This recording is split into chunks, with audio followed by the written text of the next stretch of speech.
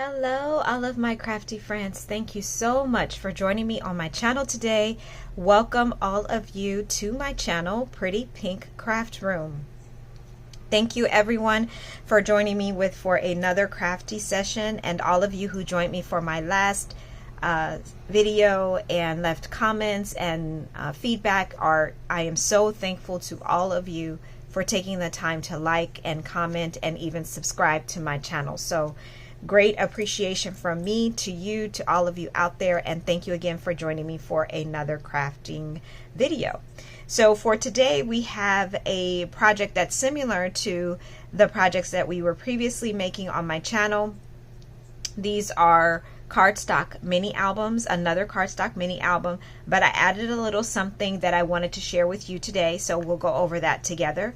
This mini album measures 4.5 by 6, and I am using some scrap paper that I had left over from an old summer themed paper pack from Echo Park Paper.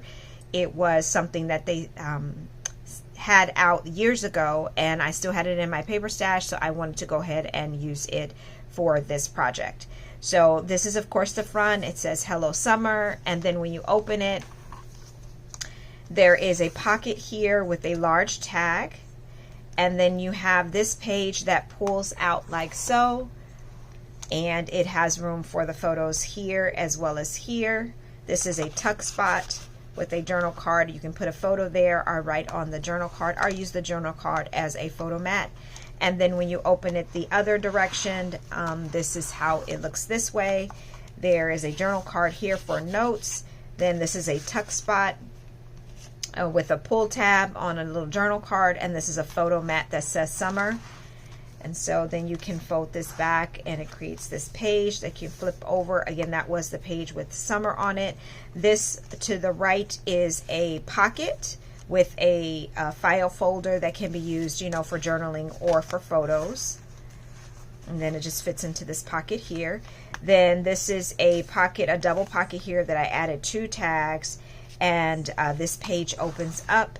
There's a pocket here with a journal card, and then this is a larger journal card that's just acting as a flip page, and underneath is a photo mat for more photos. Another photo mat with a tuck spot here to add for more photos, and then this side is just a small waterfall that you can flip up and add even more photos. So that's the waterfall there, and then when you flip it over, this is a double pocket with 2 tags inside, and then you can open this and it has more space for even more photos on both sides there. The next page I created just a tag, a fold over tag that's kind of had serving as a hiding spot for 2 photos here that can be added. And then on the back is just a fold over page like so for a photo mat, and then it closes down like this. And then on the back cover is similar to the front cover, just a standard pocket with a large tag inside, and I added 2 more journal cards there as well. So what I did a little bit different on this one is I added a hard spine. So of course this is completely optional. I've been showing you cardstock mini albums where there is no hard spine, but in case you wanted to add one, I wanted to show you how I did that. It's pretty cool because it also creates a cool color contrast for the project, adds more variety to it with the different colors on there too, but again, it's completely optional. But if this is something that you'd be interested in making with me, I hope you will stick around and craft with me. So to create this album, I have decided to use some leftover papers that I had from, from Mente Papers. You can see from the branding strip here that this is something that came out in 2022 called Seaside Escape. So I have these papers left over in my stash, so I'm going to try to use these to create the mini album today.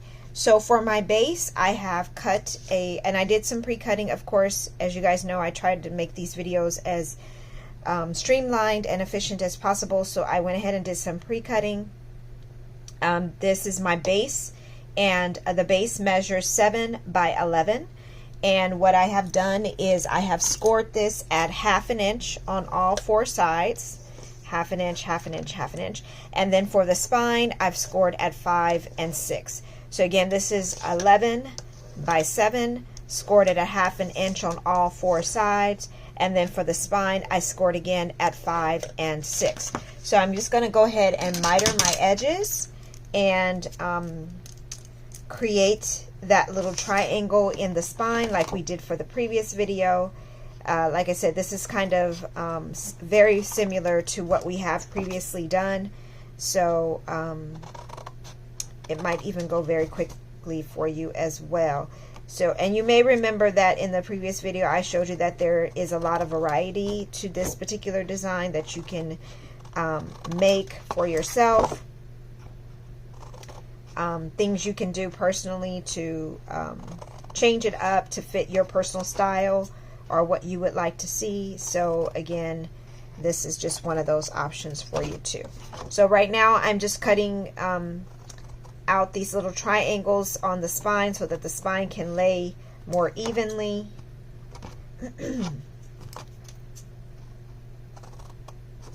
Like so. Okay, so I've just mitered all 4 edges and then cut out the triangles in the middle. So I'm just going to fold these all down and then secure them with some glue.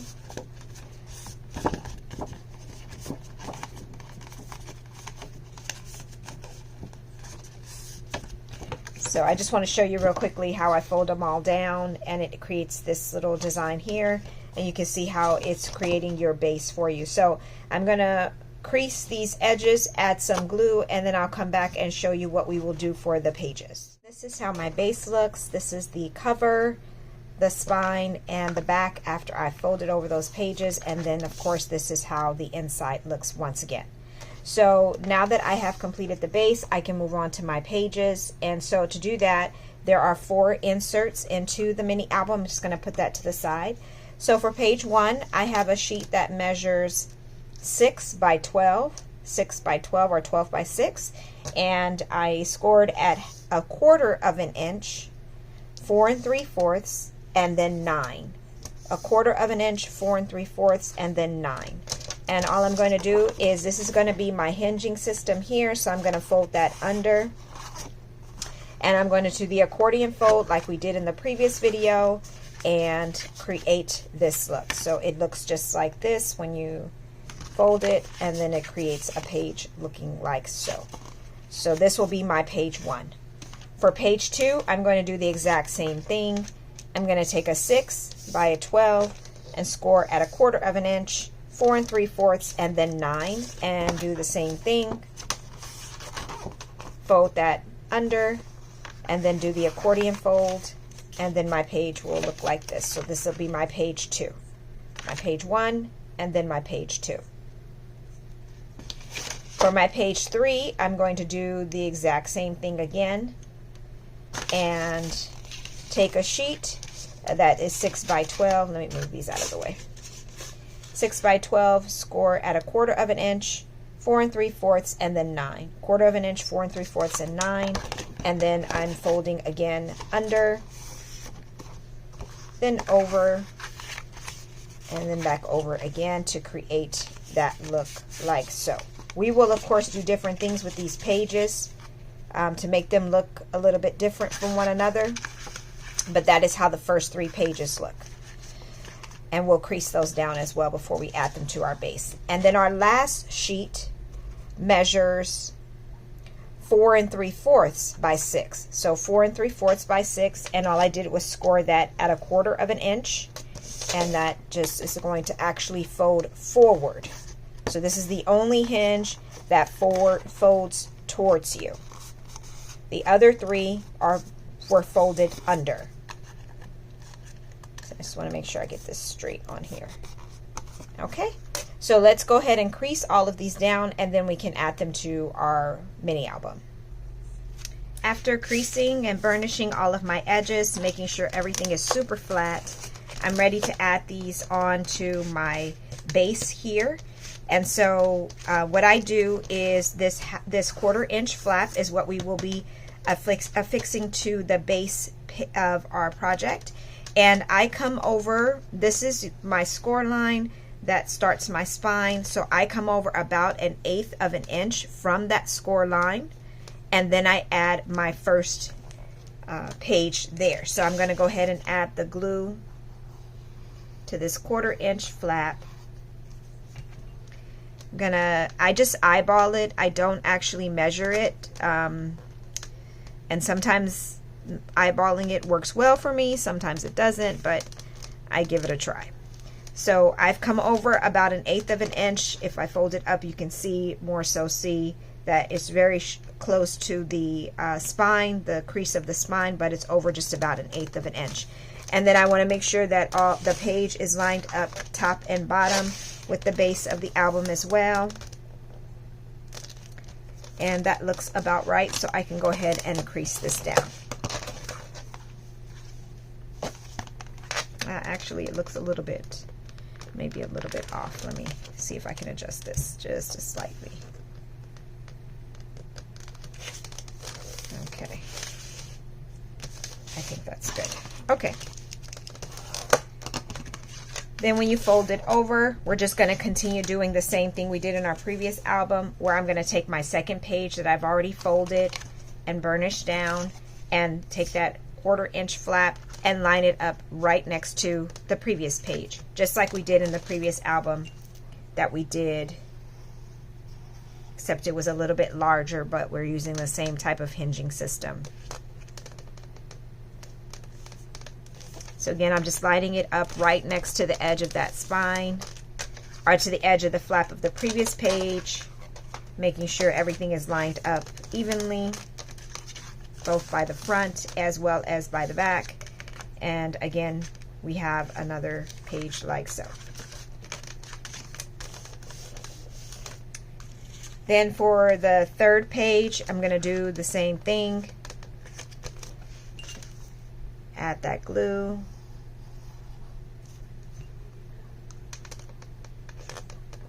And then affix it to the page like this.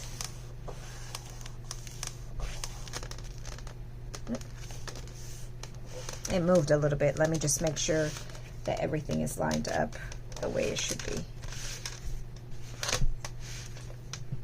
I don't think it is. And that's another reason why I like to use the glue. It just gives me just a fraction of a little bit more time to get things even and to line them up so that they look at least good that way. Okay, so now that you see that you have this page, all 3 pages glued down, you're going to take that 4th sheet that measured the 4 3/4 by 6, and it still had that 1/4 inch spine, and I'm going to glue this hinge, this 1/4 inch hinge, right on top of the previous hinge. So not next to it, but right on top of it. So I'll add the glue and then glue it right on top.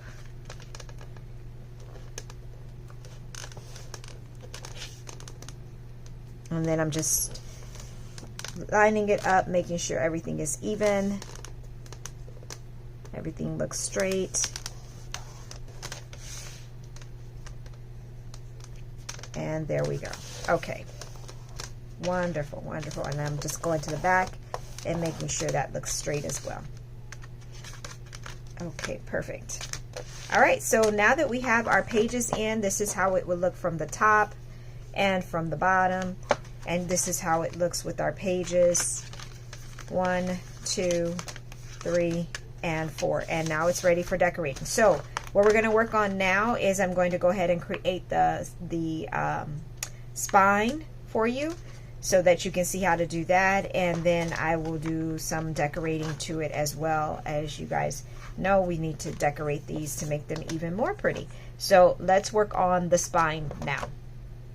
To create my spine, I've taken some very lightweight chipboard and I've cut it to just a 1/16 of an inch less than 1 inch. So just a little bit over from 1 inch and a 1/16 of an inch from 6 inches. So you're just going to come over just a little bit to make it slightly smaller than 1 inch and slightly smaller than 6 inches. And then I have this paper that I'm going to use to cover it. And this paper allows me to have 1/4 of an inch, or at least 1/4 of an inch all the way around, so that I can cover this piece of chipboard completely. So depending on the width or the weight of your chipboard, you may need 1/2 of an inch all the way around. I did about 1/4 of an inch to 1/2 an inch all the way around, and I'm going to fix it to this paper. This one, just so that you know, this measures 2 by 6.5. So I didn't need to do a full 1/2 of an inch on the top and bottom because this is very lightweight chipboard. So I've already added my my tape to the back of the chipboard here. So I'm just going to get my tool so I can release that cover from it. And then I'm going to add some glue. I put tape on this because I am using chipboard, so I just wanted to add the tape there too. So now I'm just adding the glue.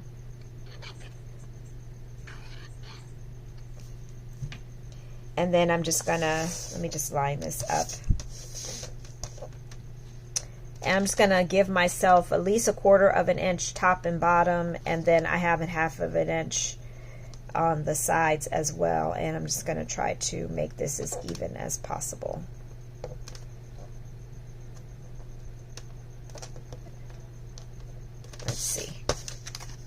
Let's see how well I did.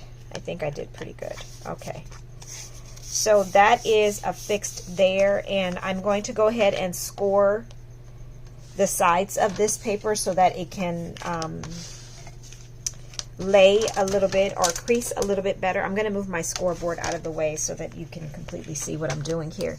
So this is my sides here, so I'm just getting that paper used to folding the way I want it to fold over this chipboard. I'm going to do that on the front and on the side. This paper is a bit thicker than what I'm typically used to using. So that's why I'm going ahead and making these additional creases here. Because I just don't want any cracking. I want it to fold easily and securely against the chipboard, and so I'm just trying to massage it a little bit more so that it can do that. Okay, so I've made those little creases there, so the paper should be good. So I'm just going to now miter my edges, and then we can go ahead and secure that down. Let me get this tape off of my scissors. We can secure this down onto the chipboard. And I am just eyeballing it again, just making sure that I leave a little bit, like 1/8 of an inch.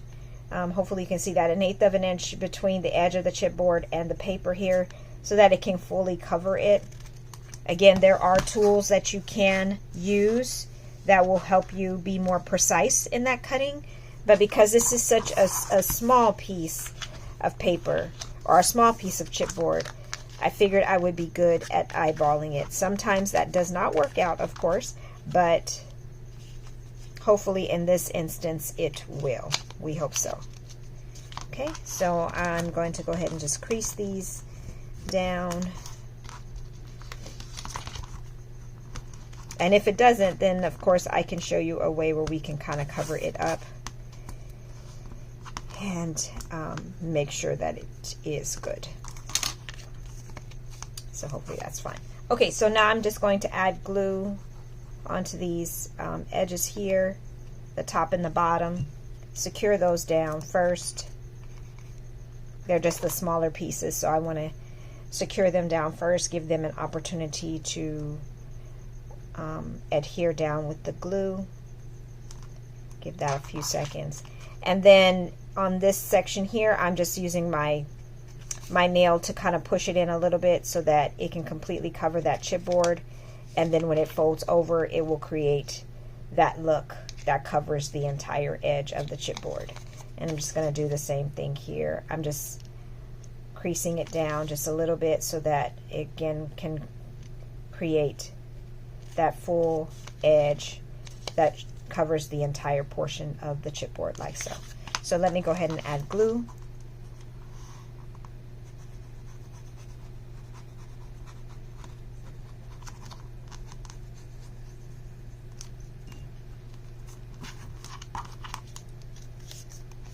And then give that a little bit of time to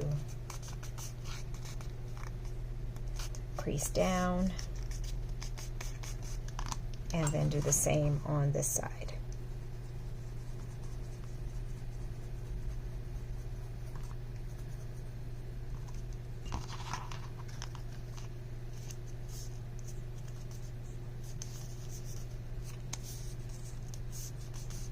Okay. So all of that is secure. My chipboard is completely covered. So now if you bring back in your base project, you can attach it like so.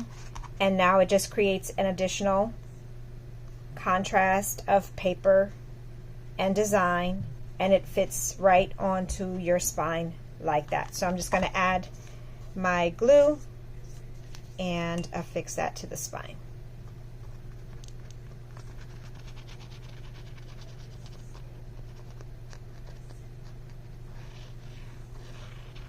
And I came a little bit too close to the edge on one section, so I'm going to try to clean that up just a little bit, because I don't want the glue to seep out. I mean, if it does, I just have to clean it up, but I'm trying to avoid having to take that extra step. So again, I'm just taking my spine here and affixing this extra piece of chipboard, lining it up, making it even.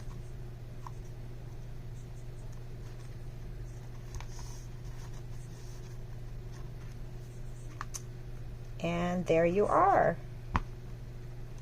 So now you have an extra spine here that adds a little bit of contrast to the front and the back, kind of breaks it up a little bit. And let me just make sure it's all the way down. Okay, good. And now your base project is completely finished, and all that is left now is for the decorating and all the embellishments and the paper matting that you want to add to it. So I'm going to go ahead and work on that, and then I will be back to show you my finished project. So I am still working on the decorating of the album, but I thought I would at least pause and let you guys see where I'm at with it. So here is the cover of the mini album. I just used some of the ephemera and the chipboard pieces that were again part of my scraps. And then when you open it, this is how it looks. I still want to create a tag to go here, but this is one of the journaling cards, and the page opens this way. I still need to, of course, do more decorating there, but then it goes this way as well. Areas for photos are there. And then the next page has this area for photos, and then this, I use this flap. That was part of the page. I created it into a pocket and then added this little file folder pull tab that could be used for photos or for journaling there. So that goes here, and then when you open it, you have this beautiful scene. I may just leave this as it is. It's such a beautiful scene. Then when you turn the page, I added a photo mat here, and this is a tuck spot. This opens for a tuck spot. This is a waterfall, and the page is just flipped up. I just used some leftover journaling cards to create the waterfall, and then that goes there. Over here, I used that flap from the page to create 2 double pockets. So I just added a bead of glue here, here, and here, and then this created pockets here that I could just insert these little cards here that I'll have to create tabs for. On this side, I did something a little bit different. I created like a door. So these two open up like so, and they're like a door on this side as well. So that's that part. This page I left as it is because of the scenery. I thought it would leave it as it is. This side, another journaling card that just opens up into a photo mat, and then of course this can be used as a photo mat as well. And then this back pocket, I just inserted the leftover journaling cards I had there. So many ideas and things left to do. I'm going to pull in my other one that I just made as well. Options and different things that can be used to decorate it as well. So I hope you all enjoyed this quick, brief tutorial. Just adding the spine can add a different kind of look to the entire project, and just creates more contrasting of decorating and colors and things of what you can do with it as well. So I look forward to hearing your comments, your feedback. I hope this will encourage you to like, comment, and subscribe to my page again, or to my channel, I should say. And again, I thank you so much for staying with me throughout this tutorial and joining me for this crafting session. I look forward to crafting with you all again very, very soon when we do another beautiful project together. So until then, have a wonderful day. Bye.